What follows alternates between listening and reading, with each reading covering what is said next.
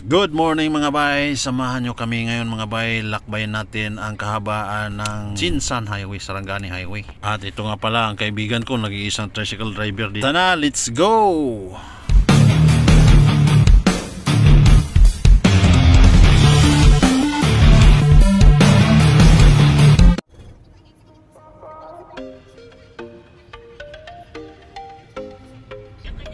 Nagpahilot.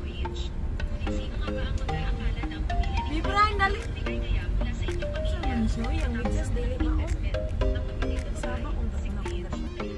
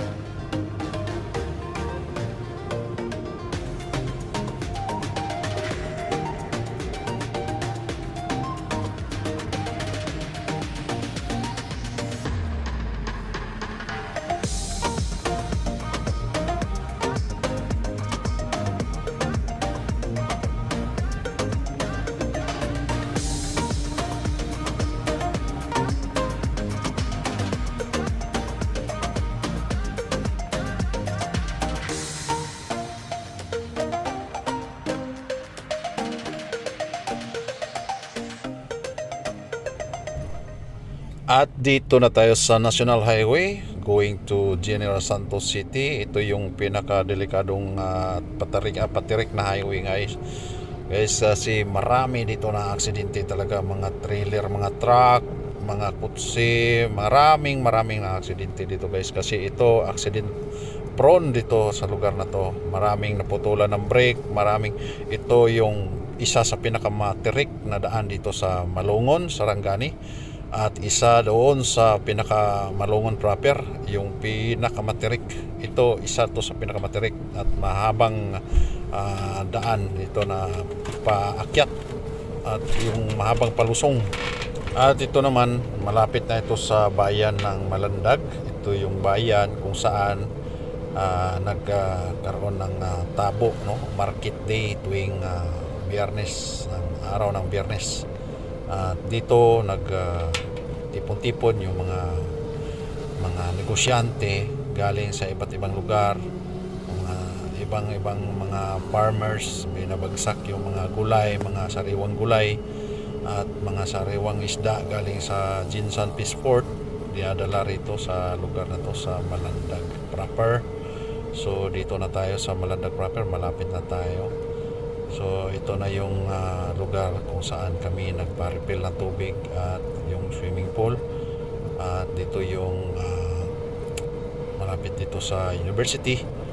So dito na tayo sa Malandag proper guys. Kung makikita nyo dito, maluwag yung highway, maganda yung kalsada, hindi lubak-lubak. Talagang mapahanga ka sa mga kalsada dito. Talagang well maintained at napakaganda talaga. Wala kang masabi dito sa mga highway nila. Dito na tayo sa Malandag proper, no? Kung makita nyo, matiwasay, hindi traffic, talagang maganda yung flow ng mga sakyan. Ito yung pinaka proper Malandag proper. Ayan.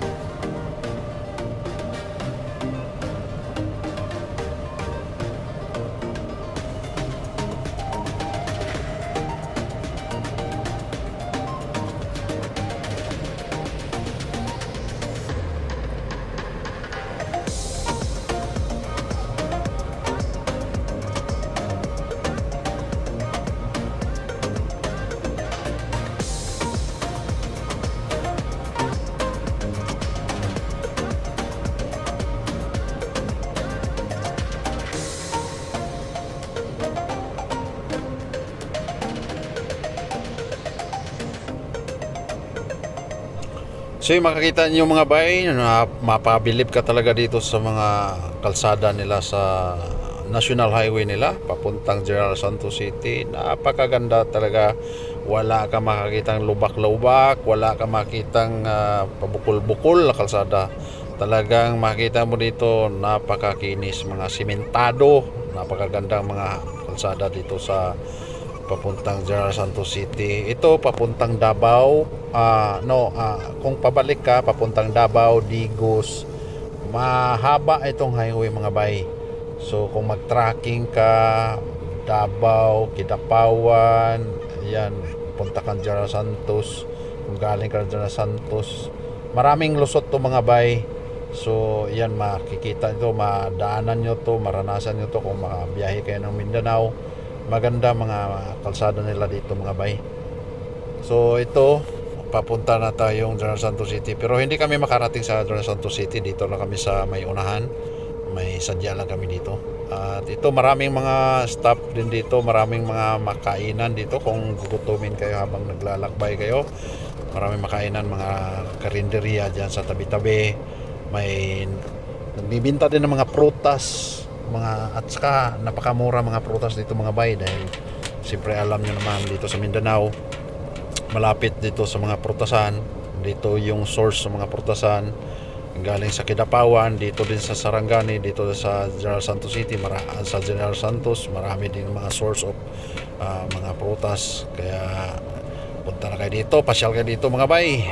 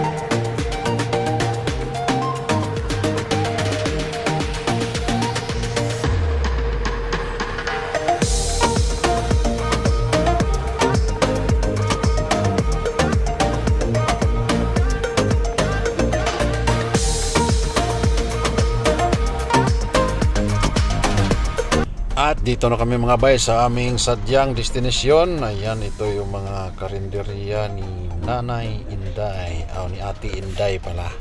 So dito kami pupunta.